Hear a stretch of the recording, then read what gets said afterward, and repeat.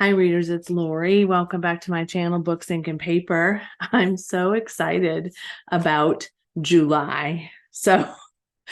I had been listening to some podcasts about July's anticipated reads, and a couple of them, one in particular, I think was Sarah at Sarah's Bookshelves, or maybe it was Currently Reading. They were kind of lamenting the fact that there weren't many good ones coming up. And I was sort of like prepared when I went to look for the worst, I guess. And I found a number of books that I was excited about reading in July.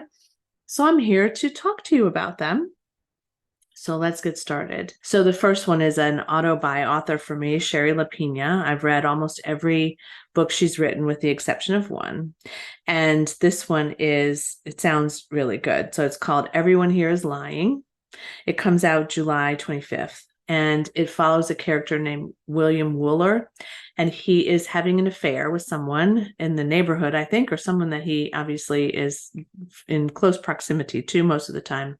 And he finds himself at a motel with her, and something happens to her. And so he leaves the motel, or something happens. I'm not sure that it happens to her. He leaves the motel and he goes home, and his 9-year-old daughter, Avery, is home from school, which makes him really angry because I guess she's maybe not supposed to be home from school. So he's enraged. And then a few hours later, Avery is reported missing by her family. Sherry LaPina does neighborhoods very well. She does a lot of neighborhood twisty thriller dramas. I think they're all that way, with the exception of the one I read about the family that lived in different places, but some were closer by than others.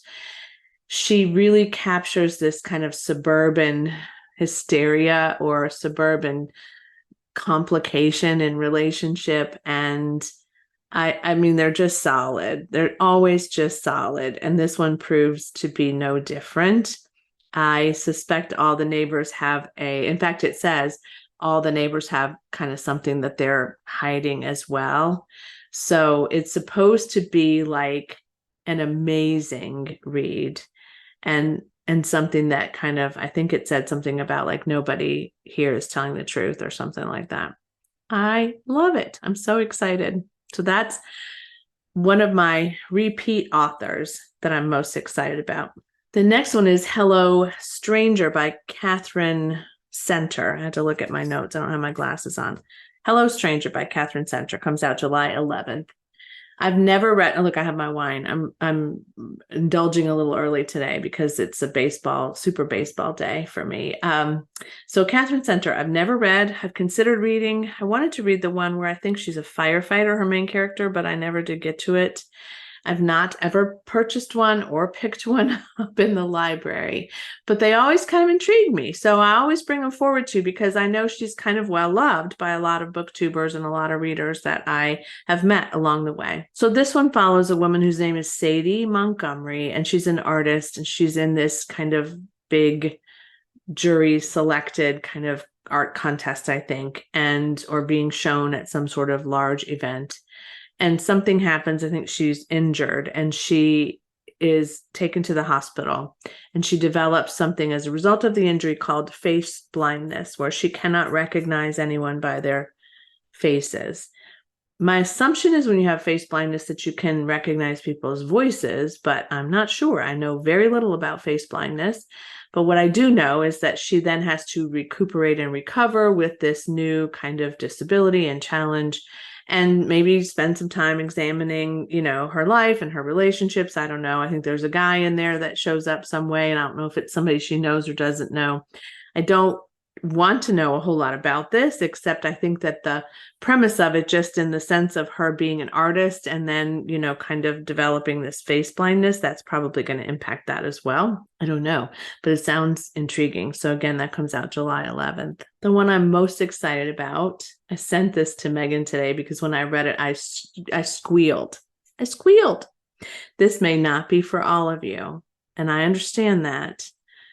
Just take this one if it moves you into being squealing, laughing, excited, or let it go if it does not. But it is called Cutting Teeth, and it is by Chandler Baker. Okay, cutting teeth. I want to read this to you because, well, just part of it. I just want to read you part of it. As at the little academy, mothers fret over their preschoolers who have developed an unsettling medical syndrome. The children's odd craving for blood is considered relatively benign to everyone except their moms, until a young teacher is found dead and the only potential witnesses are 10 adorable 4-year-olds. Then the police begin to investigate, and they are not only looking at other suspects, but they're looking at the adorable 4-year-olds and they're looking at their moms. I just can't with this. It sounds so absolutely creepy and fascinating. So that will be one for sure that I end up finding a way to read or listen to. You can guarantee it. Cheers to that one. Paul Tremblay, a hit and miss for me, but he does have a new collection coming out of short stories. The collection is called The Beast You Are, and this comes out on July 11th as well. Some of the descriptions of these short stories really do intrigue me. There's one with something in a box that one's called The Dead Thing. There's one where it involves a cat and a dog and a monster or a beast that continues. I think that's the title short story, that continues to come back every 30 years or so. It sounds good. I don't often read short stories. It's not because I don't enjoy them. It's just because I don't typically pick them up. But again, Paul Tremblay can either knock it out of the park for me, or I can just almost DNF it. So for that reason, I may not purchase this one. I may just get it from the library. The St. Ambrose School for Girls is by Jessica Ward, and it comes out on July 11th as well. So I love dark academia books. I love thrillers in schools with girls, especially with groups of girls that are, kind of fighting and nitpicking and doing all those things. This one seems exactly like that. I think they said it was a combination between Heathers and The Secret History by Donna Tartt, which sounds fine. I need to get to The Secret History. Honestly, I've never read that one, but the synopsis reminds me a little bit of The Broken Girls, in the sense that maybe not so much, because the main character, Sarah, is being bullied by someone else that when she first arrives at the school and she's new, and she of course makes some other friends and has some alliances, but there's some terrible thing that happens, and there's some, suspects within the group of the girls at school, and it just sounds like something I have to read. So I'm going to add that one to my list, I think, for sure. The Summer Girls came recommended on a podcast as well, and I don't know about this one. It's a romance, so I'm throwing it in. The author is Ellie Kennedy, and it comes out July 18th. This one is typical summer. I think she's a college student. It's an Avalon Bay #3 in a series. I have not read any of the others, so that may not be something that I would pick up, but that doesn't mean it isn't something that you are not anticipating. I think it's kind of a, typical cover. I think it's straight to paperback, which a lot of summer reads are, so that you can take them to the beach or on vacation or the lake or wherever you go, and you don't have to worry about getting sunscreen and other crud on them. But the main character is Cassie, and she falls in love with this guy, and he seems just perfect. But then something is happening in the area in which they are for the summer, in the Avalon Bay area, that is maybe going to tear them apart, or maybe going to unravel some things. I don't know. It's a typical romance trope. Thicker Than Water by Megan Collins comes out July 11th. I'm trying to remember if I've read something or purchased something by Megan Collins. I don't think I have, but she's a thriller writer. There's a lot of thrillers in July. And this one follows two women whose names are Julia and Sienna. They're sisters-in-law, and their connection is Julia's husband, who is named Jason, and he owns a business, and I think they both work for the same business. And then suddenly one day, Jason is in a car accident, and he's placed in a medically induced coma. As a result, Sienna and Julia start to discover that potentially some things had happened that Jason may have been involved in, and that there's some risk involved for them as well.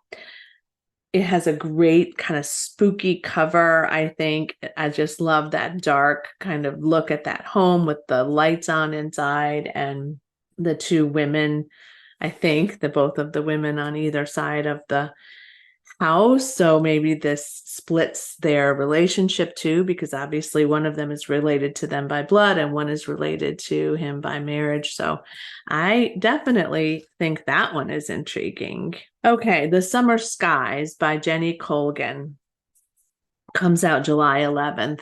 And these are just romps. They're light, they're easy. Jenny Colgan is one that I've read a couple of times, and they're all set in Scotland, I think. I don't think any of them are in any other part of the UK. I think they're all in Scotland, but this one for sure is.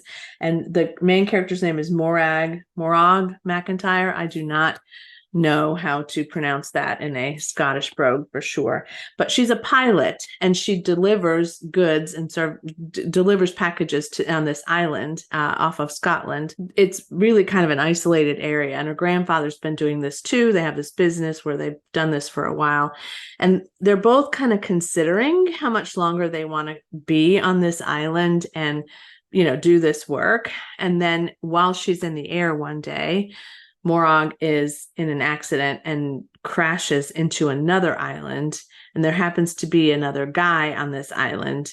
And so then they are kind of stranded there. No one knows where she is. And they both kind of ponder the future of her time in this work. Once she's rescued, what will she do?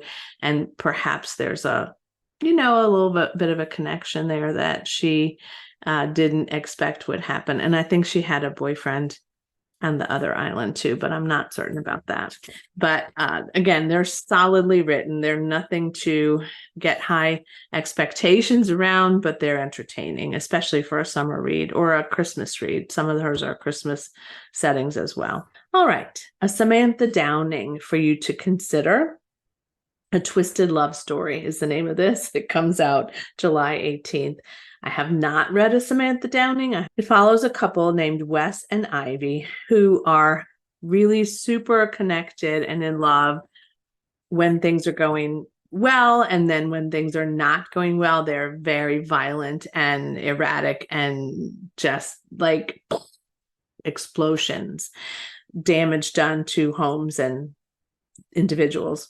And one night something went terribly wrong, and they've both kind of been holding on to this. And then somehow a detective gets up in the mix of this. And then the question is, will they kind of turn on each other, or will they stay united and try to hide this? Like, I think that's the premise of it, but it also sounds kind of similar to some. I think she has some pretty twisty married people in her other books, and I remember being intrigued by at least one of them, which I think is called The Perfect Marriage, perhaps. But yeah, it does sound good. It does sound like will one of them give the other one up, or will they both continue to try to hide this? And yeah, so again, that's July 18th. This one really is a standalone in the genre area in this particular video. I did not see any other sci-fi novels listed in most anticipated that really stuck out to me, but this one does, and it's called The Deep Sky by Yumi Kitase. Let me see. Yumi Kitase, I think is the name. A thriller debut sci-fi novel about 80 students who are chosen for this particular mission because of they're kind of elite graduates. It's a very competitive program that they've completed, and they are going to, I think, give birth to other people in space. The goal is for them to procreate in space and create a space colony. But something tragic happens before all of that can occur. The only surviving witness is Asuka, who is also a suspect for having done something to cause this ship to malfunction in some way. I love sci-fi novels typically. It does sound a little like something I've already read, but I'm going to suspend judgment and see how this one fares. I won't probably buy it right away, but I'll just kind of see what people are thinking about it who have read it. And The Deep Sky comes out July 18th. This is another favorite trope of mine. So we'll see if I end up getting to this. It's called The Summer of Songbirds by Christy Woodson Harvey. And this one has a beautiful, peaceful cover to it, really. And it obviously will bring to your mind examples of other books that you have probably read along this trope. It is a summer camp that 4 women have attended over time, and they felt like it changed their lives. You know, a lot of people are going to summer camp right now, and you maybe have memories of summer camp, and it is sometimes, as a young person, a pretty profound impact, right? That lasts with you forever. So they bought this camp, Holly Springs, and turned it into a haven, but now it's struggling. And they're about to lose this camp. These 3 women band together to try to save this camp and keep it running. And meanwhile, they also sort of remember their childhoods and some of the milestones that created the life that they are now living.